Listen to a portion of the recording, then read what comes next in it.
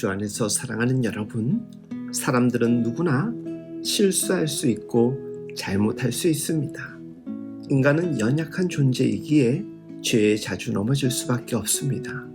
그렇다고 해서 우리는 어쩔 수 없이 죄를 지을 수밖에 없는 연약한 인간이니까 죄를 짓지 않으려는 노력을 하지 말아야겠다고 포기해서는 안 됩니다.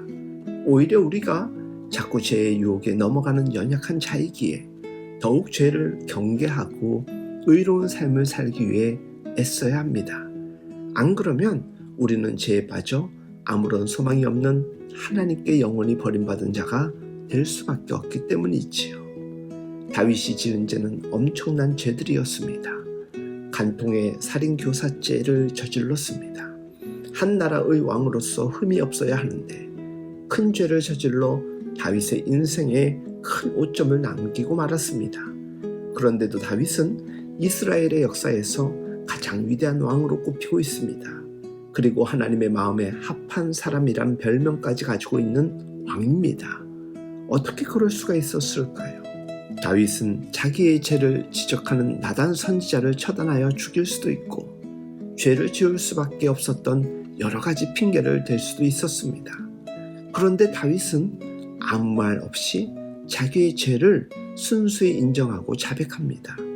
내가 여호와께 죄를 범하였노라. 이런 자백은 더 이상 할 말 없게 만듭니다.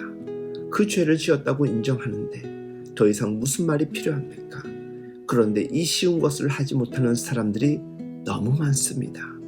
그리스도인들의 신앙 성숙은 교회에서 잘 봉사하고 예배에 잘 참석하여 온 마음으로 예배하고 말씀으로 잘 살아가는 데서 나오지만 우리가 간과하고 넘어가는 것이 있는데 그것은 바로 자백과 회개입니다.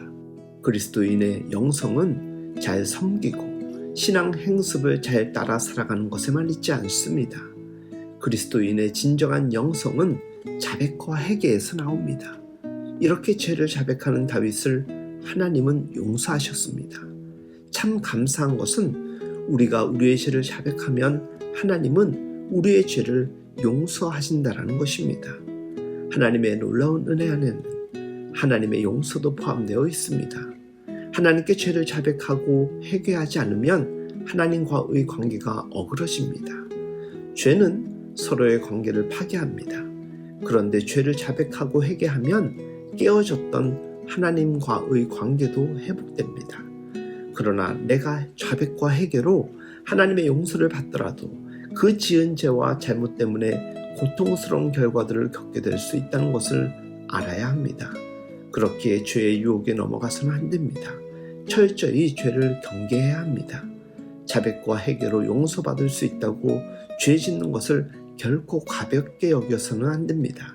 사랑하는 여러분, 우리의 영성은 실수나 잘못을 저지르지 않는 것보다 어쩌면 실수나 죄악 이후에 얼마나 빨리 되돌아오느냐에 달려 있다고 해도 지나치지 않습니다.